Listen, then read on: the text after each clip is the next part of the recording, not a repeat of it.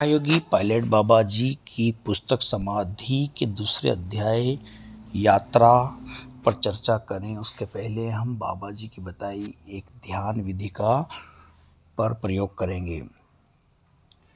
किसी भी ध्यान के आसन में बैठ जाएं। सुखासन ध्यान हेतु सर्वश्रेष्ठ हैं। सीधा पैर ऊपर रहें, रीढ़ की हड्डी सीधी रहें, गर्दन और सिर एक सीध में रहें, शरीर में कोई तनाव न रहे।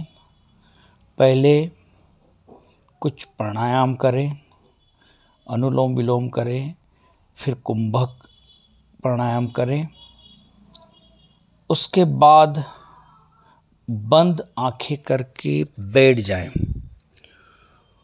और पूरे शरीर को बंद आंखों से सजगता पूर्वक अवलोकन करें। सिर से पांव तक, पांव से सिर तक पुनः अवलोकन करते रहें। उसके पश्चात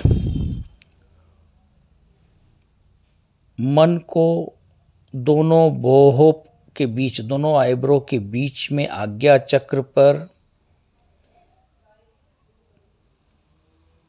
केंद्रित करें और वहाँ जो हो रहा है उसके प्रति सजग रहें। मन और कहीं चला जाए तो उस पर क्रोध न करें और उसे पुनः पुनः लौटा करके आज्ञा चक्र पर लाएं। ध्यान को केंद्रित करने का आशय बाबा जी का यहाँ वे कहते हैं कि बार बार उसी आज्ञा चक्र को मेमोराइज करें। पुनः आपका मन या तो भूतकाल में चला जाएगा या भविष्य काल में चला जाएगा। उसे पुनः भूमध्य के बीच में लाएं। ऐसा लगातार आप करते रहें। कुछ समय की धारणा के पश्चात निश्चित ही आपके साथ ध्यान घट जाएगा। इस क्रिया को हमें संयम पूर्वक करना है। बाबा जी समाधि के यात्रा नामक अध्याय में लिखते हैं कि तुम चल रहे हो, तुम यात्रा में हो और इन अनेक यात्राओं में तुम्हारे साथ कोई न कोई है या तुम्हारा ध्येय है, लक्ष्य है, कहीं जाने का, कुछ पा लेने का। इन सभी यात्राओं में चलकर तुम्हें अपने घर की ओर लौट जाना पड़ता है, चाहे तीर्थ यात्रा हो अथवा पर्यटन की यात्रा। आज तक तो तुम लौट ही आए हो। ये जीवन भी तुम्हारी एक यात्रा है। यह भी शरीर के साथ यात्रा कर रहा है। ये इसका भी कुछ ध्येय हैं, लक्ष्य हैं और जब शुरू होता है तो यह भी अपने घर को लौट जाएगा और जब तक यात्रा पूर्ण नहीं होगी तब तक यात्रा में बार बार भटकाव रहेगा। अब तुम एक बार मेरे कहने से एक और यात्रा करो। अनेक बार तुमने मन के कहने से, लोगों के कहने से यात्राएं की।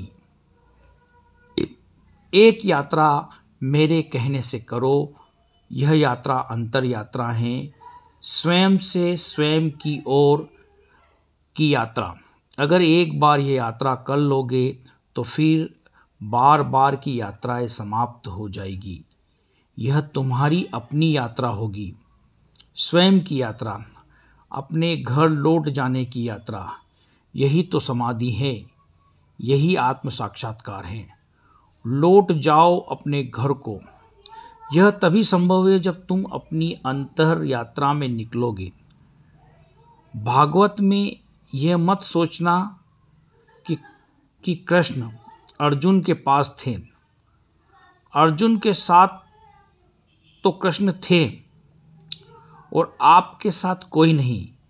आप ये मत सोचना कि अर्जुन के साथ तो कृष्ण थे और आपके पास कोई नहीं है, आपके पास कृष्ण नहीं है। बाबा जी यहाँ कहते हैं कि तुम्हारे साथ भी कृष्ण हैं। अगर न होते तो तुम्हारे साथ तो तुम होते ही नहीं। तुम्हारे जीवन रूपी रथ का सारथी भी कृष्ण ही है। कृष्ण रूपी परमात्मा प्राण बनकर अगर इस रथ को नहीं चलाते होते तो तुम कहाँ होते। बस तुम्हें अर्जुन की तरह होना है। बस तुमको अर्जुन की तरह उस घड़ी में आज जाना है, उस क्षण में, उस पल में। छोड़ दो अपने रथ को इस सारथी के हाथ में। छोड़ दे सारे अपने अहंकार को, पहचान को, कर्तापन को, अपने प्रभुत्व को। तुम अर्जुन बन जाओ। फिर जो घटेगा वह गीता है, वह भागवत है। तुमको भी तो चला रहा है वह कृष्ण ही है। तुम्हारा जो सारथी है वह कृष्ण ही है। कृष्णमय होना ही समाधि है। और जब छोड़ोगे तभी यह संभव है।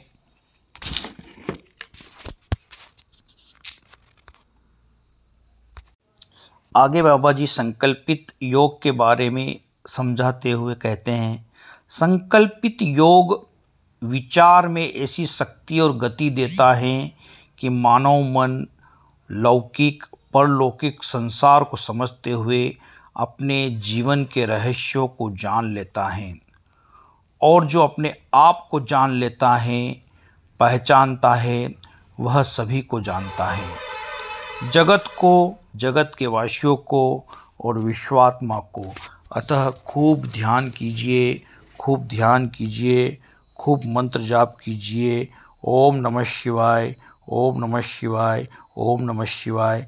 जय महायोगी पायलट बाबा जी की, जय महायोगी पायलट बाबा जी की।